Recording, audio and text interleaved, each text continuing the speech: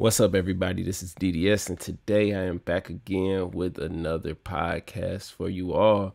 I decided to name this the DDS podcast because I couldn't really think of any other names, so I'm just going to stick with that for a while. May change it later, not 100% sure, but as of right now, it's the DDS podcast. Today, let me fix my hat. Look crazy. Just take it off. I need a haircut bad and looking rough. But anyway, today what I'm going over is wealth. I discussed how I want to talk about that on the last podcast, but I said I'm going to save it for its own podcast, and that's what I am doing today.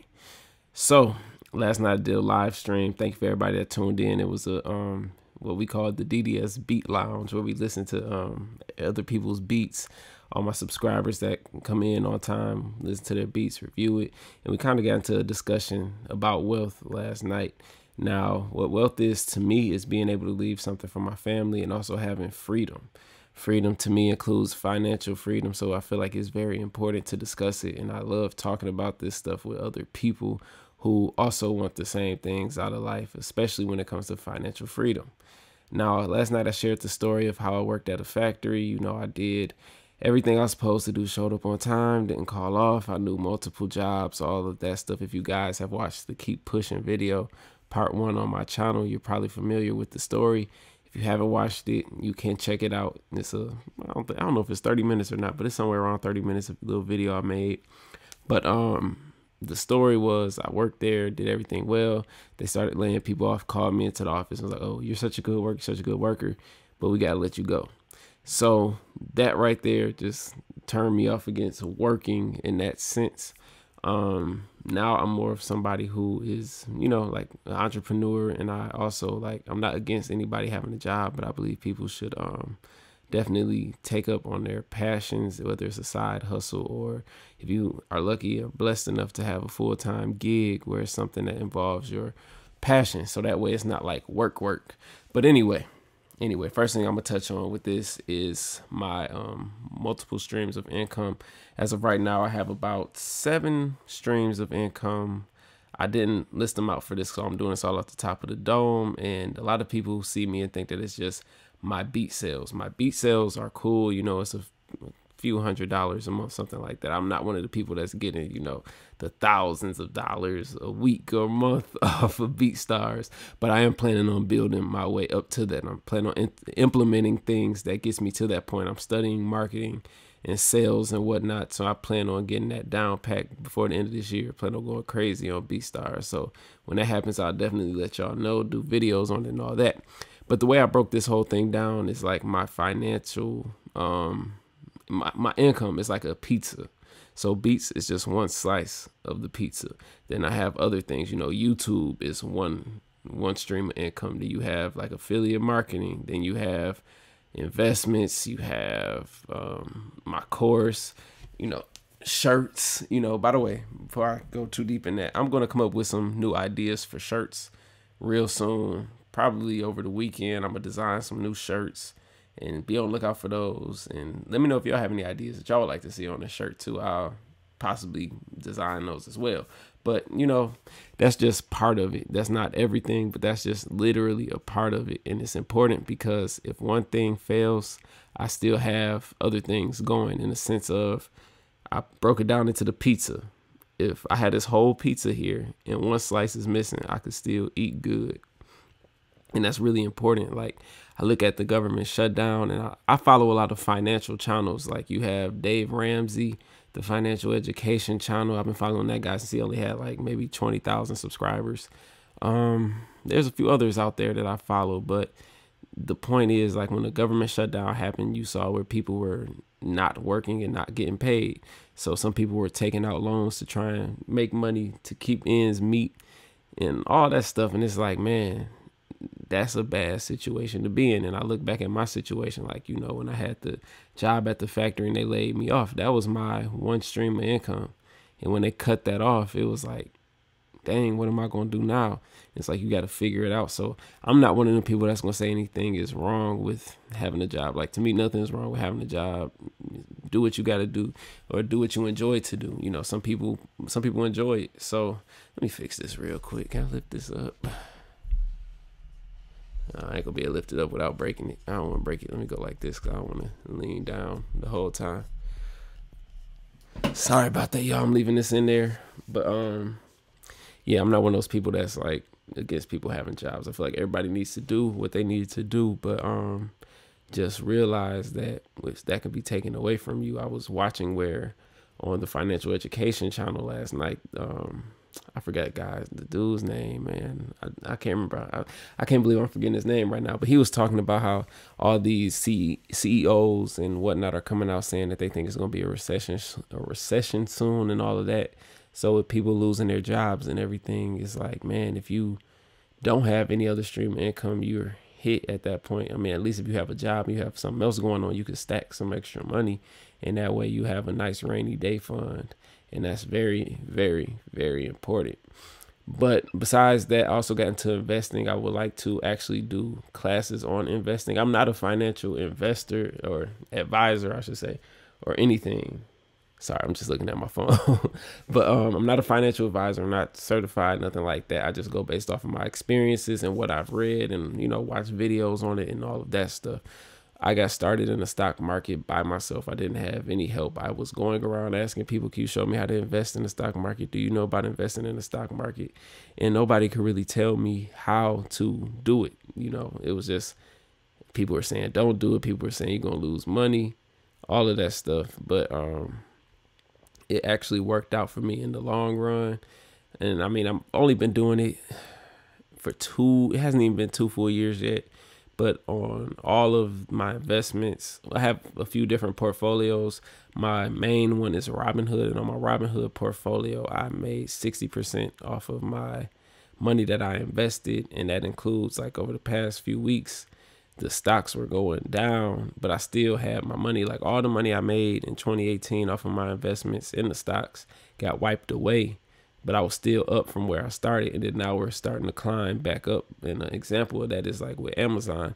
I bought Amazon when it was $800 a share, and right now it's traded at $1,700 a share.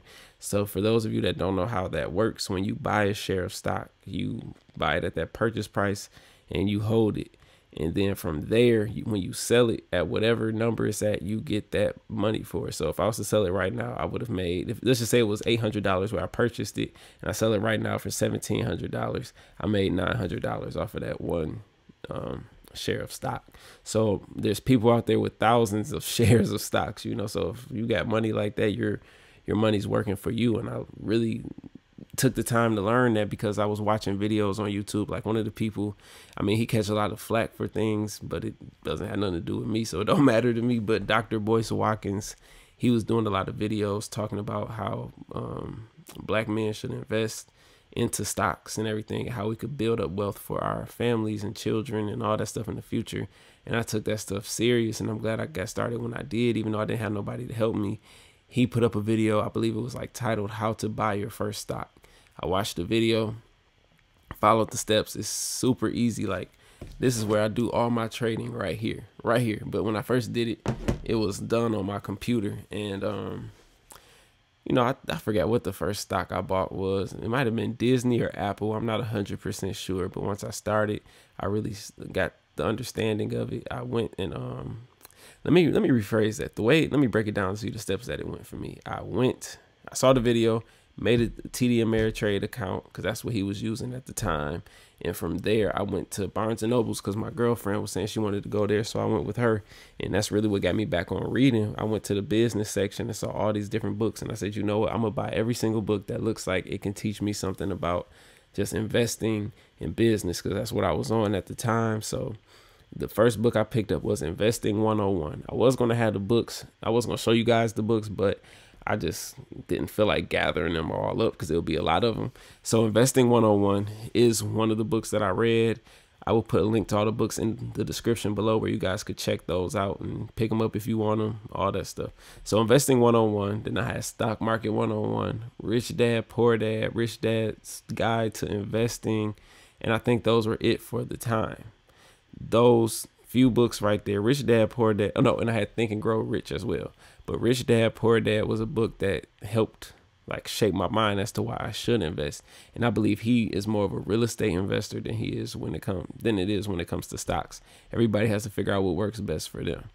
But after that, Investing 101 was a book that just explains the different styles of investing, stocks, bonds, mutual funds. Then you have your real estate investing and other things of that nature. Stock Market 101 was everything you needed to know about the stock market. And that was probably the book that helped me the most at the time. As soon as I got an understanding of that, I went and I started just buying shares of stuff that I believed in and stuff that I use every day, from Apple, because I have a Mac right here. I have a Mac Mini back there, Apple Watch, iPhone right here, Disney, because Disney owns a bunch of other companies, and I just love Disney. And then certain things I started looking for, like companies that pay dividends. So the way dividends work is when you hold a stock, they will pay you money. I believe it's quarterly. I could be wrong. I think it might depend on the company as well, but I believe it's quarterly dividends where you get a little something for your share. So it's like, let's say if I own a share of Disney and they decided to give out $2 a share. Well, let's say I had 1,000 shares of Disney and they decided to give out $2 a share every quarter. That's $2,000 a quarter that would be coming to me just off of owning those shares. But in order for you to have 1,000 shares, you got to have a lot of money, unless you got in at like before. And I'm not gonna say you got to have a lot of money. It's just over time, you just have to keep buying them. You're not just about to go drop the money to get 1,000 shares of Disney. See, I just got an alert on some stocks right now.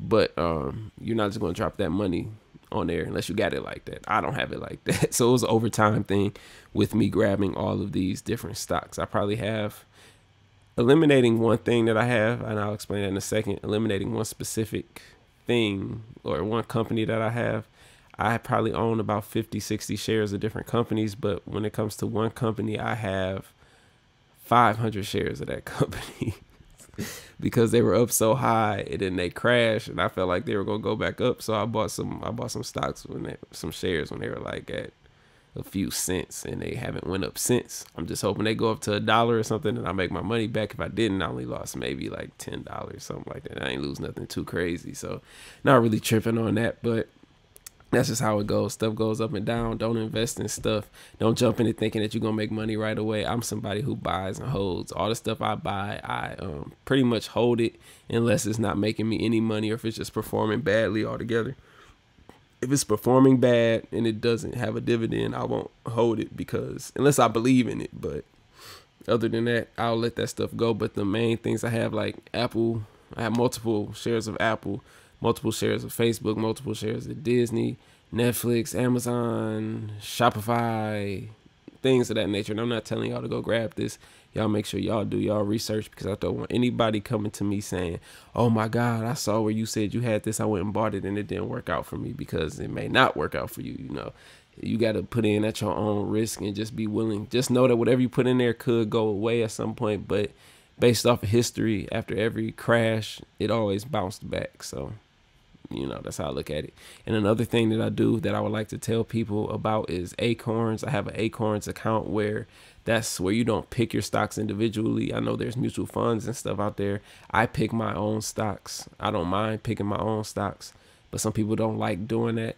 But with Acorns, it's kind of like a mutual fund as to where you could pick a group of, like a section you want to be in based off of your risk.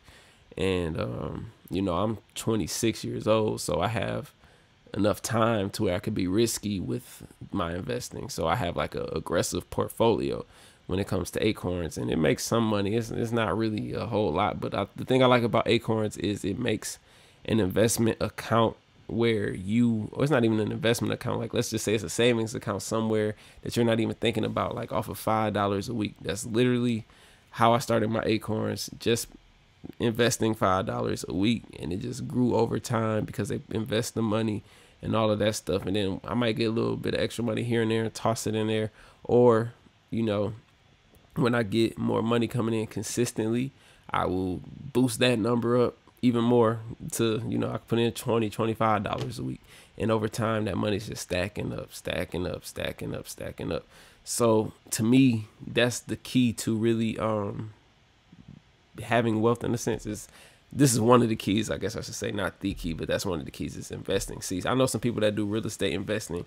I'm not a real estate investor, so I don't talk on it. Like, I haven't gotten into that. Maybe one day I will get into it, but I'm not the person that wants to rebuild a property, because I'm somebody, I look at time as my most valuable asset. So I don't want to put the time in to learn certain things that I know I don't want to do, which may sound lazy. And one day I may want to do it, but I prefer to just put my money into different accounts and, you know, buy things and hold them, watch their value increase, decrease, increase, decrease, you know how it goes, just little things like that.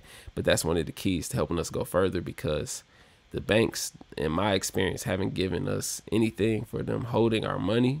Like I said, I made 60% off of my investments of just the stocks, and that's just, you know, basic. So if I invested $1,000, I made $600, and we had a rough time in 2018 towards the end with the stocks. So had it been on the rise still, like had we not had that rough spot, I probably would have been higher up. But yeah, I think that's a good way to go. If you guys want to talk about that more, I could definitely do that. Another thing that I feel like everybody should do is find their passion and like invest in it in a way that can help them grow. YouTube helped me grow in different ways. I wasn't doing this in a way to help to turn into a business for me. I was doing this as a way to get myself out there, get myself comfortable talking on camera, because when I do this, I look at this as like me talking in front of people. If I can sit here and talk in front of this camera, yeah, nobody is here while I'm doing this. It's just me and my camera, which is weird, but I can get 1,000 views on this one video, and that means 1,000 people watched it. So I just basically spoke in front of 1,000 people. I did it to get more comfortable, just doing stuff like that with myself, and also to display my work. But it grew into something where my business has transitioned to where I'm not gonna say I make my money on YouTube, but YouTube is like my tree. And I feed into YouTube, feed into YouTube, feed into YouTube, feed into YouTube, feed into YouTube. And it has branches that help me, you know, different streams of income. I have a tree and it's like it all branches out. So it's like, you know, the course, that's something that I'm really proud of. I put a lot of time into that course, and it really showed me that if you have your own product to sell, you can really, if you put something together, it can pay off for you in the long run. That course was an idea I had, never thought I was going to do it. It was this idea, went away. Then I'm going through stuff. Like I said, I'm going to do a video on this topic that I'm about to touch on now, completely separate. But I was going through a rough period with a whole bunch of stuff. Like 2018 was one of those things where it was like everything started falling apart and my back was up against the wall, and I had to find a way to fight through it, keep pushing, and put everything back together. So with that being said, you know, I was praying and trying to figure out what is it that I'm going to do to do this. I have all these things I want to do, but how do I make it happen? How can I make some more money? How do I do this? How do I do that? I don't like depending on nobody.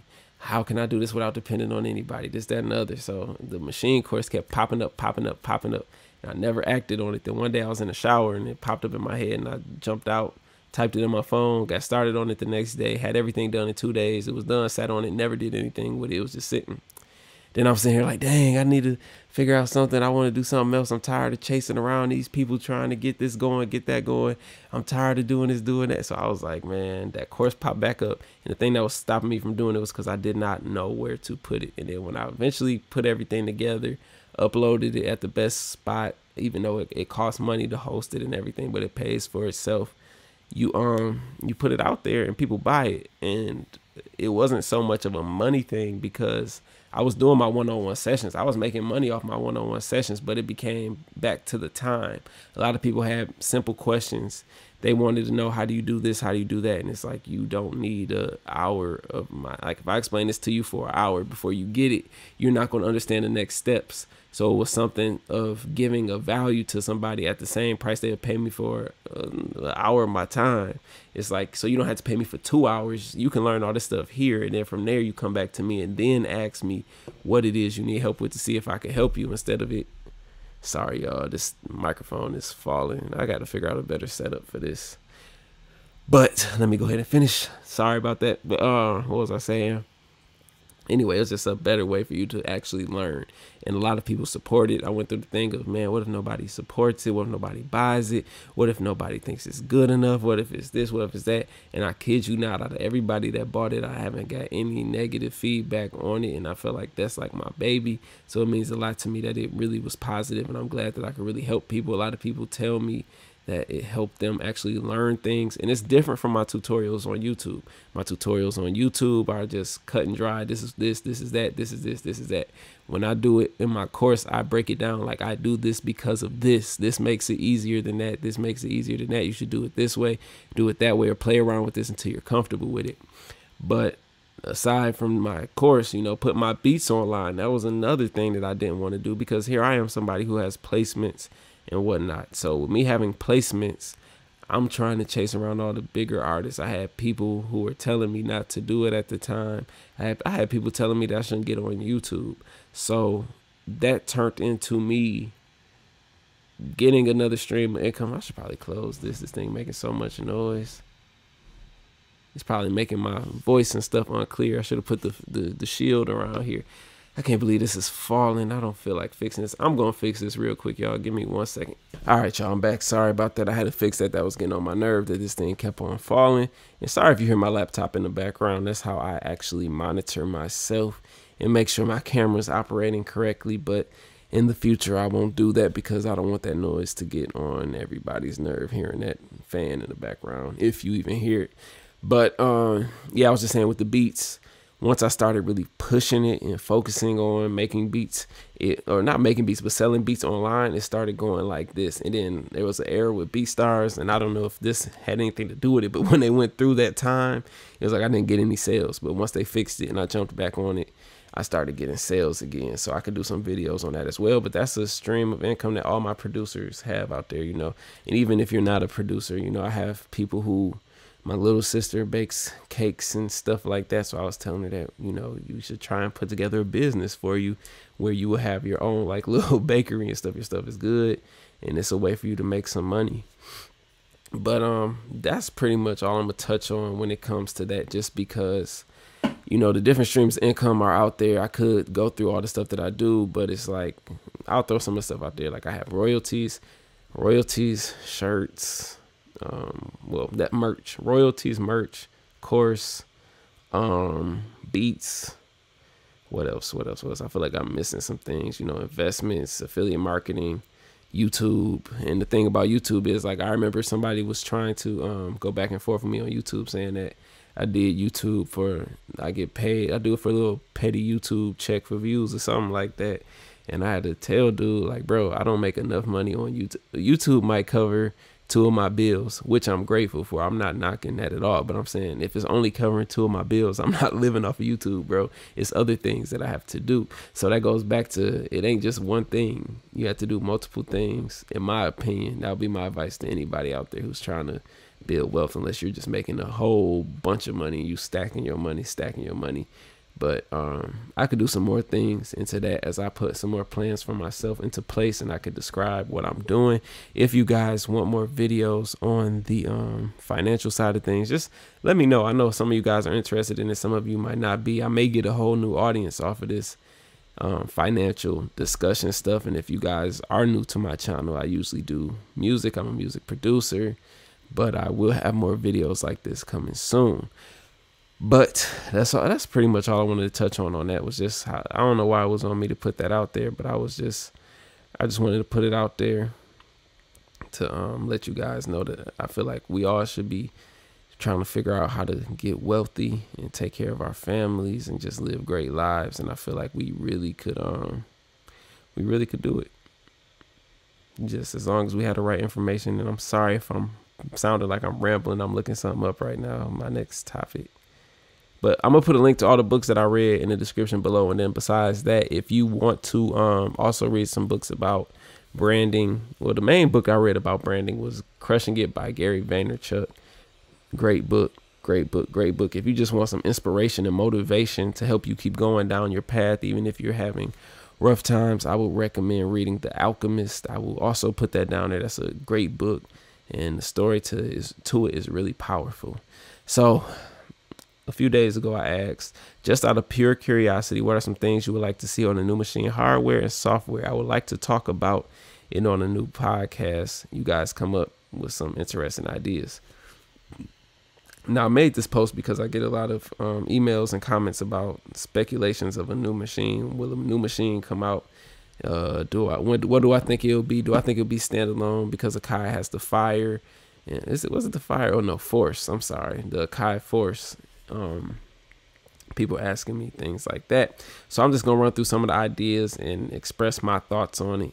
And do I personally see it happening again? I don't know anything about anything, but as I base my stuff off of every year for the past 3 years, there has been a new machine introduced. In 2016, it was the Machine Jam. In 2017, it was the Machine MK3. 2018, it was the Machine Micro MK3. So here in 2019, the only one that I see that's due for an upgrade based off of that, unless it's something totally new, is the Machine Studio. Again, I just want to stress the fact that I don't know nothing at all. So if nothing happens based off of that, don't be mad at me. If something happens based off of that, don't thank me. I just did simple little science, a little equation. Something new comes out all these years, so you expect it. I need a new chair, y'all. Y'all need to tell me where I can get an office, not office chair. I want a gaming chair, but I don't necessarily want to drop the $500-$600 on the chair though. But I definitely need a new chair because this chair is making all this noise and then my back hurting and all that stuff. But anyway, they could improve the piano roll. I think I asked you to elaborate. I had to see the way these things popped up on here. It didn't show. But my thoughts on the piano roll, to improve it. Maybe put the notes, like list the notes down there, like which notes you're playing. Maybe you could put your scale. Maybe they could put the scales and chord functions from the complete control on there to where it will show you, like highlight the different scales and whatnot, so it's harder for you to mess up. That's just my idea. Would love to see an automatic BPM and key added ability to add other type. I think I asked you to elaborate as well. I sometimes buy sample packs which comes with the keys and BPM. When I first started 7 months ago, I was putting anything with whatever and it made no sense. I have started for about 2 months to learn the MK3, but I can't get the same BPM for every instrument. If all instruments came with the BPM and key, it would make beat making to me easier. Sorry. So basically, in my opinion, you would want something like Serato Sample inside of Machine. What Serato Sample does is that when I drop a sample inside of Serato Sample, it will tell me the key and the tempo of the sample. I do that sometimes when I have loops and I don't really know the key. Sometimes the keys be off. I get some stuff from Splice and they're labeled the wrong way, so I drop them into Serato Sample and it lets me know the key of the sample. So I think that'll be great. I wouldn't be surprised if something like that popped up because of how they have integrated the audio module and stuff. I think that it'll be dope. And even then when you turn the tune button around, it will show what key that the sample is now in. I think that would be 100% dope. I'm not gonna lie, I like that idea a lot, but I'm not sure if that will happen or not. But I do know that they're having an update on the Machine software. It was listed on Native Instruments site and said that they'll have integrations with sound.com. So maybe something like that will be in there. I'm not 100% sure. All right, sorry about that. One of the things that happens when you record video with the DSLR, you have to stop the video. The video automatically stops after 30 minutes for whatever reason.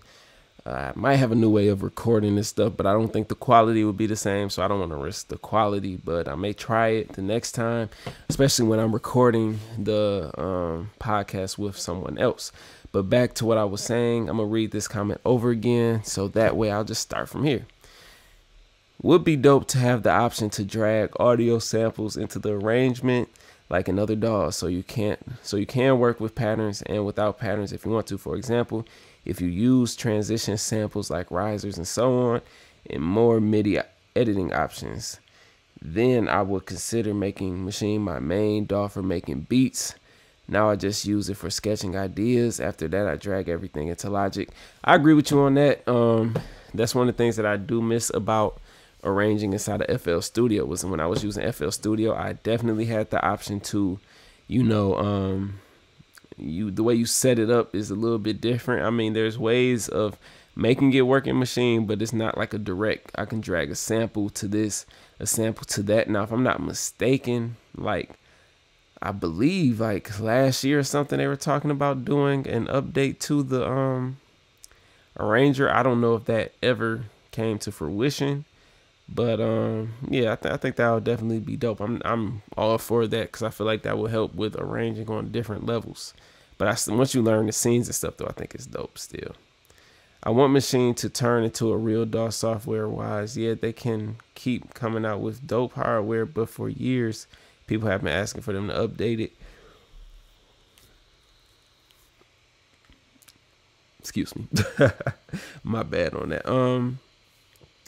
When it comes to that, I could see where you would want that because you would be able to record and whatnot inside of it, because a lot of people ask me about, can you record a full song in Maschine and everything? And the answer to that, in my opinion, is no, you can't. I mean, you could do like audio clips and whatnot, but I don't see anybody really recording the whole song into it. Do I see that happening? I mean, it could. I mean, I feel like that's the only thing that's really missing from it. But at the same time, for what it's meant for, I don't know if that's going to come or not, unless they just make a machine like a full, like you said, like a full DAW. And then, I mean, it's possible. It's possible. So maybe I could see it eventually happening.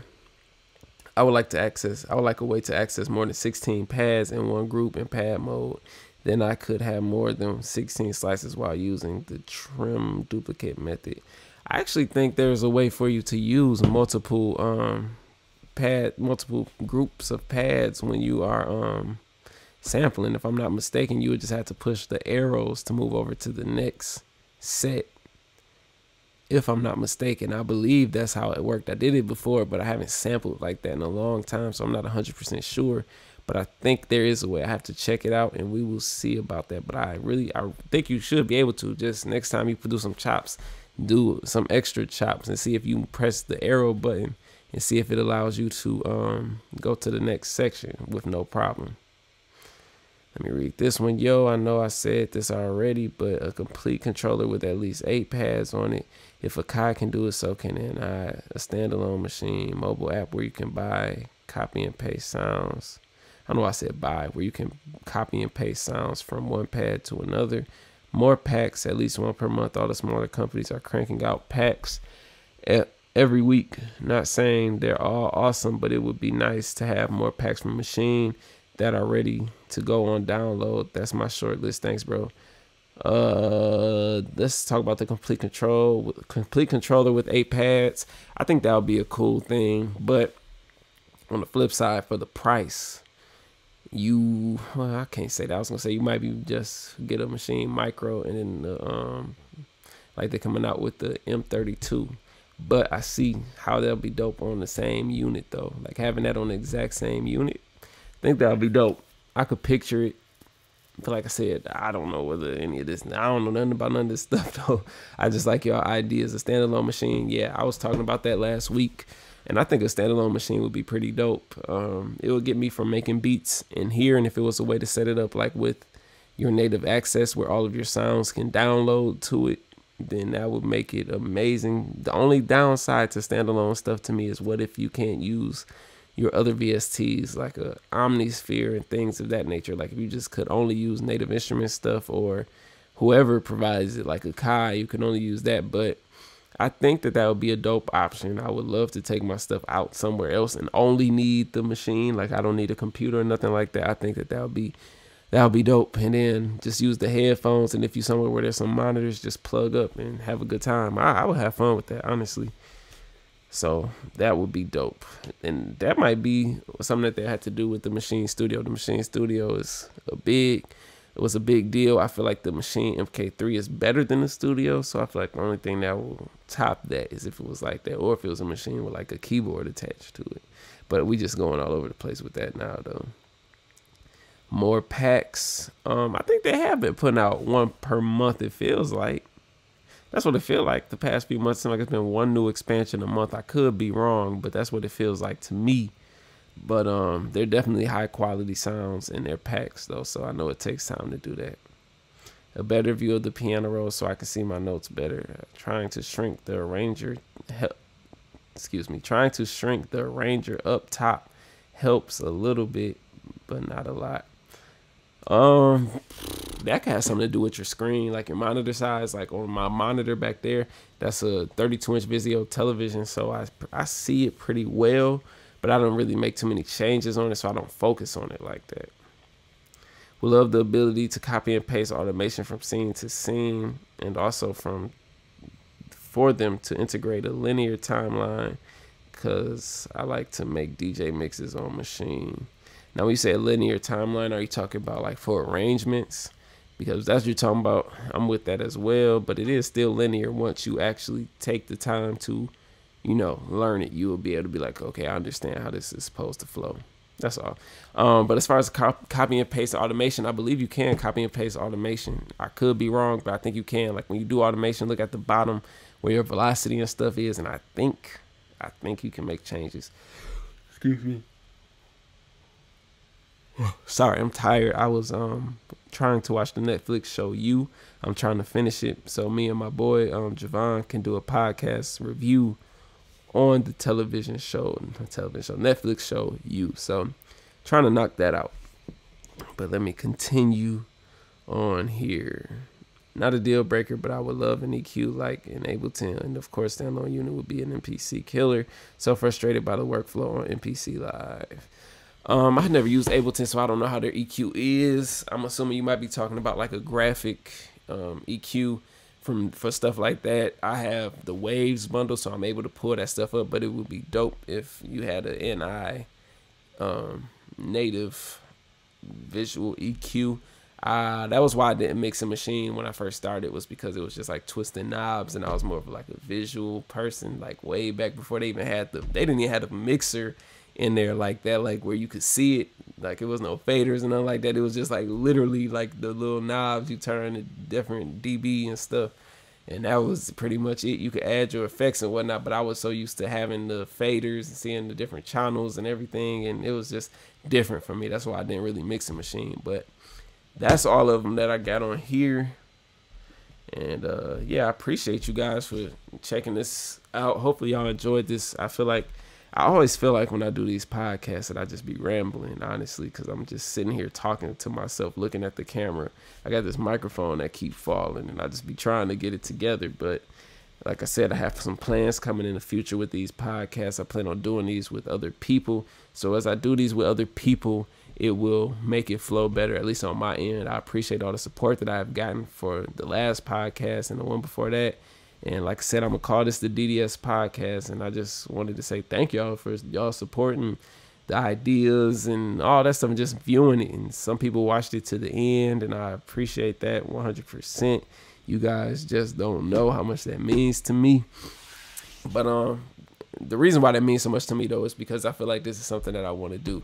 I don't listen to music anymore like that. I listen to music when it's something that comes out that I want. But I used to just consume music. Whenever something came out, I was trying to get it. But now it's just so much that I don't even listen to everything. And now I listen to podcasts. I've been listening to podcasts for like the past I'm tripping, but I say 2 years. I'm listening to podcasts for like the past 4 or 5 years. I didn't realize that we in 2019. I've been listening to podcasts consistently since like 2012, 2013. So, 5, 6 years. Did I do my math right? 6 or 7 years. I did my math wrong. Back when I was working at the factory, I used to listen to podcasts. So that was 2012, 2013. But yeah, man, I'm grateful. This is something that I feel like maybe a different part of my calling. I feel like people could get stuff out of this. And like I said, if you guys really want to see more of the, what did I call it? If you guys wanted to see more of the stock talk or financial talk, I can dive into that. But I'm not an expert on it, so I only give y'all my perspective. Outside of that, I appreciate all the support. If you guys need help with Maschine, you can hit me up and let me know, like, you know, hey, I need help, and we can figure out if it's best to do a one-on-one session, or if it's best for you to get the course. I appreciate everybody that's gotten the course. Like I said, it's really showing me that I'm able to help change people's lives, because somebody told me that they were selling beats last night, and they said that I inspired them, and now they're making $15,000 a year off of their beats, selling beats online. And I'm like, bro, I haven't made that much money off of leasing my beats since I started leasing my beats. You know, I make like I said, a few $100s a month, but shoot, if I was able to make $15,000 a year just leasing beats, it would be crazy. But that just showed me the impact that I was able to have, since he said that I inspired him. So I'm just grateful, man. Grateful to be here. I feel like that's what this is going to be all about. And yeah, I'm gonna have some other people on here. I'm supposed to record one tonight. We'll see how that goes. Got a few other things I got to do, but I appreciate y'all for tuning in. Hopefully I wasn't rambling too much. If you want any of the books that I talked about, there will be links in the description below. And yeah, I hope you all have a wonderful day. And if y'all know spring coming up, if y'all like this little shirt, y'all like this shirt, if y'all want one, it should be somewhere in under the video where you guys could check it out. And I should actually put up a merch site, and I'm gonna design some more shirts coming soon, so that's going to be great. But anyway, y'all, I appreciate y'all. I'm about to go ahead and get on up out of here. Got to go pick my son up from school. He had 3 snow days this week, so it was a long week. But I'm about to go pick him up, and then, you know, got a few other things I need to do. So hopefully you all have a wonderful day. I appreciate y'all. Thank y'all for tuning in. Thank y'all for supporting me. I'm gone.